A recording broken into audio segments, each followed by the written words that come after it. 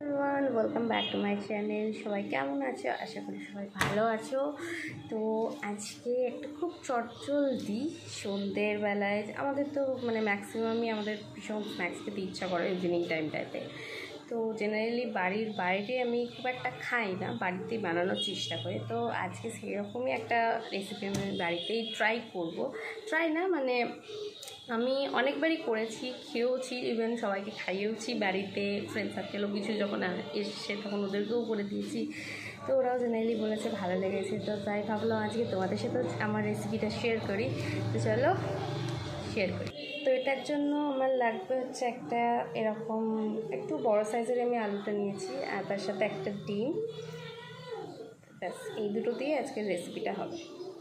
রেসিপিটা করার জন্য প্রথমে আলুটা আমাকে ছিলে নিতে হবে, ভালোভাবে পরিষ্কার করে ছিলে নিয়ে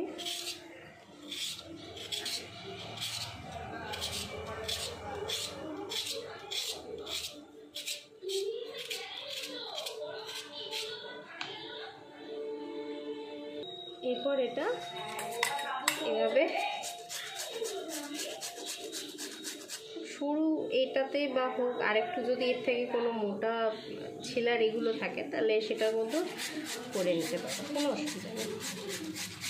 তবে বেশি মোটা করলে একটু আলু ভাজার আলুর মতো হয়ে যাবে, তো ওটাতে ভালো লাগবে না।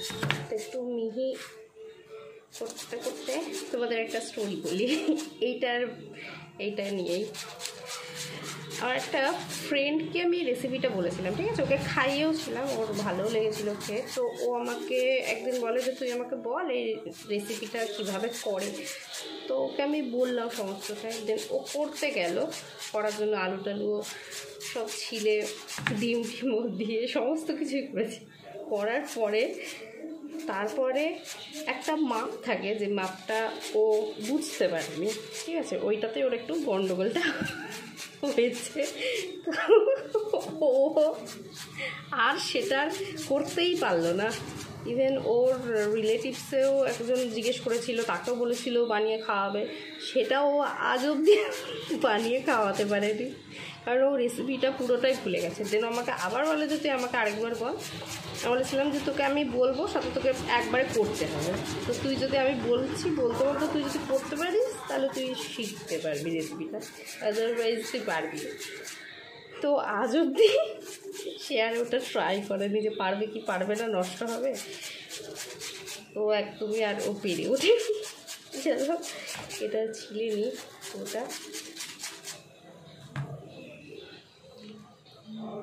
তো এটা ছেলার পর এটাকে ভালো করে একটু ধুয়ে নিতে হবে, নাহলে যে আলু থেকে যে কষটা বেরোয় সেটাতে একটু তেতকুটে টাইপ লাগতে পারে। তো ভালোভাবে ধুয়ে নিই। তো ধুয়ে নিয়ে চলে এসেছি। এরপর এর মধ্যে একটা ডিম ফাটিয়ে দিয়ে দেবো। ফাটিয়ে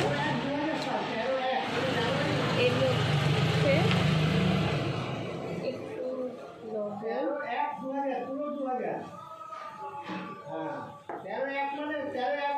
লবণ, তো এর মধ্যে দুটো কাঁচা লঙ্কা দিয়ে দেবো।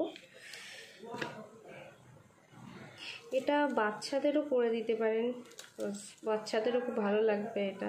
বাচ্চাদের দিলে কাঁচা লঙ্কা যদি না দিতে চান তাহলে একটু গোলমরিচও দিয়ে দিতে পারেন। আমি জেনারেলি গোলমরিচ দিয়েই খাই। তো এটা আমাদের আমি, মা আর বাবার তিনজনের জন্য একটু অল্প করে বানাবো।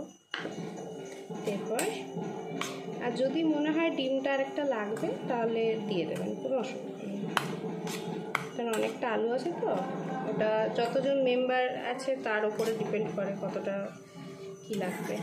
তো এটা ভালোভাবে সবকটা আমি একটু মিক্সড করে নিয়ে একটু দেখবো যে ডিমটার লাগছে কিনা। তো এটার মধ্যে অল্প পরিমাণে একটু আমি সস অ্যাড করবো, খুব সামান্য, ব্যাস।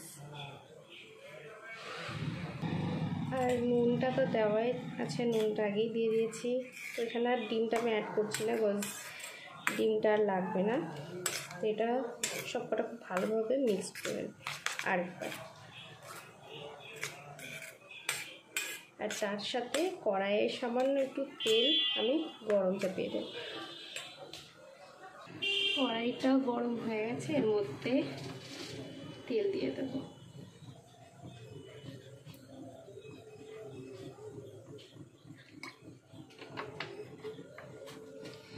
তো তেলটা একটু গরম হোক। তো এর মধ্যে এবার গরম হয়ে যাওয়ার পরে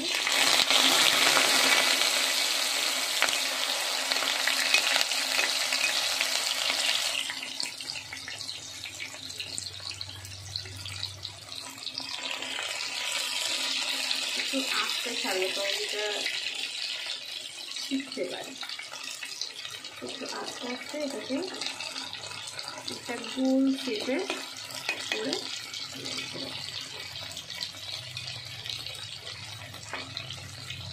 এটা আস্তে আস্তে ফ্রাই হোক। তো এটা এক পিসটা ভাজা হয়ে গেছে, এবার এটাকে আস্তে করে উল্টে দেবো।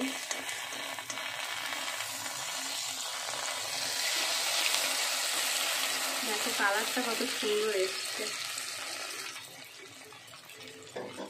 এটা বাচ্চাদেরকে দিলে মানে আমাদের বড়দের থেকেও বেশি বাচ্চারা এনজয় করবে ব্যাপারটা। এটার সাথে একটু সস দিয়ে সন্ধ্যেবেলা পারফেক্ট একটা স্ন্যাক্স।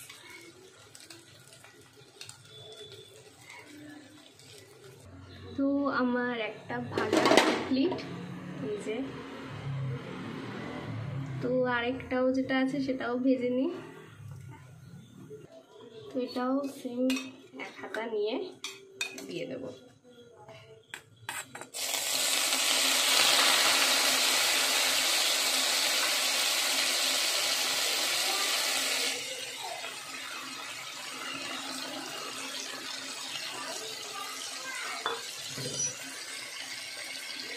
তো হয়ে গেছে, এরপর একটু সস দিয়ে